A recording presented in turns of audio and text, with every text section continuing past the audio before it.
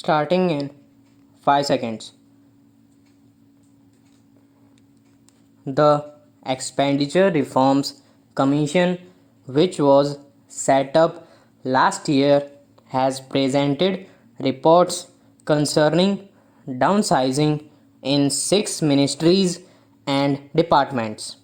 These include Department of Economic Affairs, Ministry of Information and Broadcasting, Ministry of Coal, Department of Heavy Industry, Department of Public Enterprises, and Ministry of Small Scale Industries.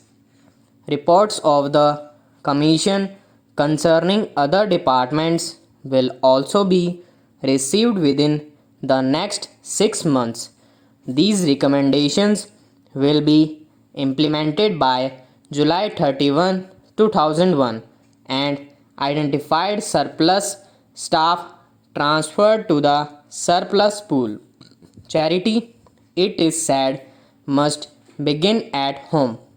I believe austerity too must begin at home. To lead by example, based on the recommendation of the Expenditure Reforms Commission, I propose to abolish 3 secretary, special secretary level, and 2 joint secretary level posts in the Department of Economic Affairs. This will be done in stages by 31 July. In addition, another 44 posts of directors and below will be abolished as against 31 recommended by the ERC. 1675 posts are being abolished in the currency and coinage division, which will be restructured and corporatized. The National Savings Organization is to be downsized from a level of 1191 staff to about 25. I have asked ERC to provide their recommendations in respect of the departments of revenue and expenditure also. I am confident that this will expedite the process of right sizing the establishment in all the ministries, departments of government. The Planning Commission has commenced the task of preparing the 10th plan. Given the severity of sources constraints, improvement in the quality of government spending is of the essence. It has therefore been decided to subject all existing schemes, both at the central and state levels, to zero based budgeting and to retain only those that are demonstrably efficient and essential. Furthermore, all schemes that are similar in nature will be converged to eliminate duplication. Centrally sponsored schemes that can be transferred to states will be identified. Resources flaws will be linked to performance. Necessary procedural changes will also be made to speed up the decision making process for approval of schemes.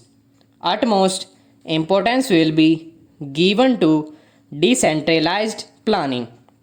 The central government pension liability has increased unsustainable proportion as a percentage of GDP. It has risen from about 0.5% to 1% now. As such, it is envisaged that those who enter central government services after October 1, 2001 would receive pension through a new pension program based on defined contributions. In order to review the existing pension system and to provide a roadmap for the next steps to be taken by the government, I propose to constitute a high level expert group which would give its recommendation within 3 months.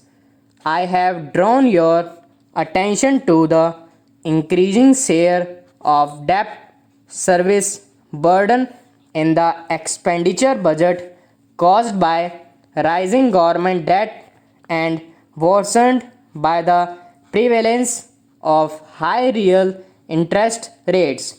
Most interest rates in the economy are now market determined, but their movement downward is constrained by the rigidities inherent in the administered interest rates governing the contractual saving spare provident fund and small saving schemes. I have examined this issue very carefully. I find that the interest rates provided in all these schemes seldom exceeded consumer price inflation by more than 3% between 1980 and 1998. Since then, this difference has risen to 6 to 8%. Not only are such high real interest rates putting an unsustainable burden on both central and state governments, but the resulting high costs of capital is also inhibiting economic growth all round. I am therefore reducing most administered rates by 1.5% as of March 1, 2001. Government guarantee and tax incentives for these schemes will continue. For the future, I propose to explore a better system for the determination of these rates. I propose to appoint an expert committee to provide recommendations on this issue. The benefit of reduction in interest rates on small savings deposits will be fully passed on the states. This will reduce their borrowing costs from small saving by 100 to 150 basis points. In addition, I am also reducing the interest rate on loans portion of central assistance to state plans by 50 basis points.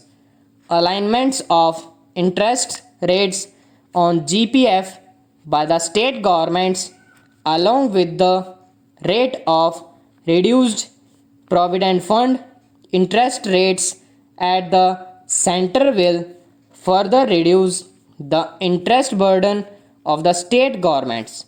Moreover, because of the anticipated increase in gross tax collection of the center, devolution of central taxes to states is expected to increase by over rupees 9,000 crore in 2001 to over the current year.